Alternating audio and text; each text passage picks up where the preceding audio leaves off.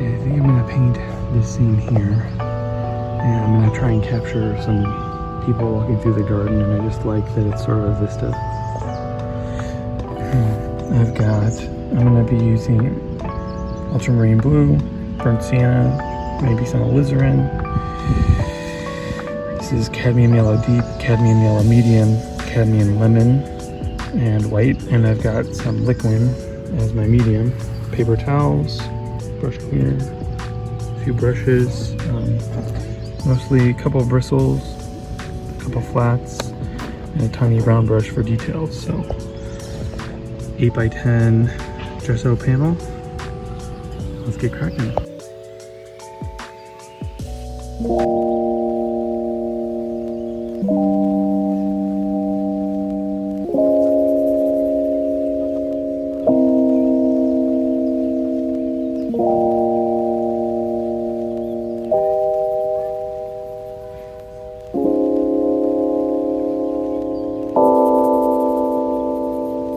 I kind of want to just deconstruct what went right with this painting and what went wrong with the painting. I always think it's important to try to learn from every painting, otherwise how are you going to get better, right? I'll just be honest and say I felt like this painting was quite a tremendous struggle. I think part of that was using this surface. It was just an ultra smooth hardboard surface, and I'm not 100% used to that, and so I was kind of struggling with that. In general, I'll say that I feel that I kind of do struggle with sort of the alla prima method, in that a lot of times I put a layer of paint down and then I'll put another layer of paint on top of that, and then I'm kind of done. It's almost like I get too thick at that point. And so that's something that I was actually trying to work on with this painting. So one area where I think that you can see that is in this tree here. So you can actually see the underpainting or the sketch that I used with alizarin crimson. You can see that transparency. That was another thing that I really wanted, and I think that this went well as well with this painting, is keeping the shadows transparent. At a distance, it can kind of help give you the perception of depth. And then you can see where I scrubbed in my shadows here and here and here. And then I went over those shadows with a darker color for like the tree trunk. And then I went over that area with sort of these darker greens. And then I was able to go over the top of that again with these lighter greens here. And so I feel like that was pretty successful. Another thing that I think was really nice is actually sort of the looseness and the atmospheric perspective I have here. So I feel like there's kind of a line that leads you through here. We have this figure here, and then you have this perception of depth, that this is farther away than these things here in the garden. So I really like that. I was nervous about trying to add figures in, but I really like adding this figure in here. I feel like that.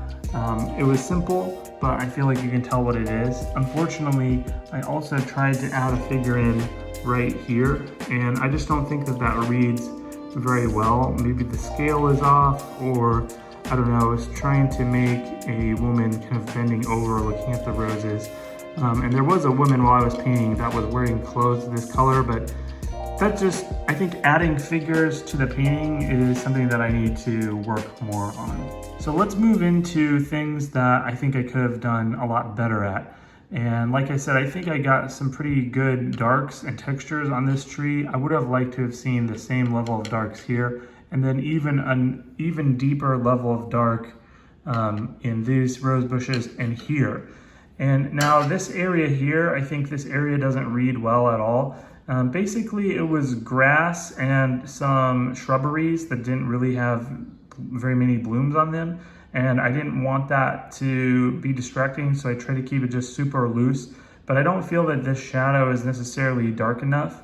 I do think that it helps in that it keeps the eye from running off that corner, and it keeps your eye in here. I think in terms of tonal values, that I probably could have made this grass here, which is the ground plane, brighter. We know that typically the #1 brightest source is going to be the sky. The second brightest source, though, is going to be the upward facing plane of the ground. You sort of have that here, but I still think that this could have been brighter. Also, I think that I could have left out this sculpture here. I don't think it makes sense. although I like some of these white gardening structures in the background here. But anyways, you can see how the tops of this metallic sculpture is brighter, and that's because it's receiving light. So likewise, anything that's upward facing plane, like here in the trees, the tops of these trees, the ground plane, those are going to be brighter. Even I tried to signify that in these roses, right? This is a lower plane or a side plane of these roses, and I try to make the tops of the roses brighter to give some dimensionality. I don't really think that necessarily works here, but that's what I was going for. So I think that I could have made this ground plane a little bit brighter. I also think that I could have made these shadows darker. You can see how dark these ones are. This is closer to us. This should be even darker yet. And that was just something I was trying to match the shadows and the colors as accurately as possible, but I think that that's something that I messed up. My perspective is a little bit off. I think that this line, rather than being like this, I think that it could have been more like this. So if I would have just brought that line down a little bit, I think that that would have helped. I also think that I could have brought this line, rather than being at this angle, I could have brought it down a little bit more as well. I think a couple little drawing adjustments like that early on in the painting stage could have helped a lot. While I did keep this transparent here, I think that I could have come in with some more thicker textures just to bring the sense that this is forward and not farther away. I think that I could have added more contrast here, and I think that I could have mirrored sort of this vignette effect over here. I think that even if I didn't see it in my composition, I could have brought a little bit more dark. Maybe I could have brought this tree up a little bit more, just to keep your eye from leaving the corners of the painting. So I think those are things that I'll try to work on next time. I like that I was able to get a little bit more thicker paint application, as you can see in here. So I think that there's things that are working, and there's things that I can definitely improve on. Let me know in the comments, do you guys sort of deconstruct your paintings after you're done? If you do, how do you decide what did you do well, and how do you decide what to work on next? Or sometimes, you know, I look at a painting and I feel like, oh, it's total garbage, but then 3 or 4 days later, I like it a lot better. And I think that it can be challenging too, because every scene is different. Every painting for plein air is gonna be a different scenario. But I think all the more important for us to try to learn as we're on this artistic journey, so that we can hone our craft, so that we can enjoy it more, so that we can express artistic vision more clearly, and so that other people can enjoy it as well. So remember, the most important thing is that you guys remember that you are creative. You have a voice that matters. So go be creative, do your thing, keep painting, and I'll see you next time.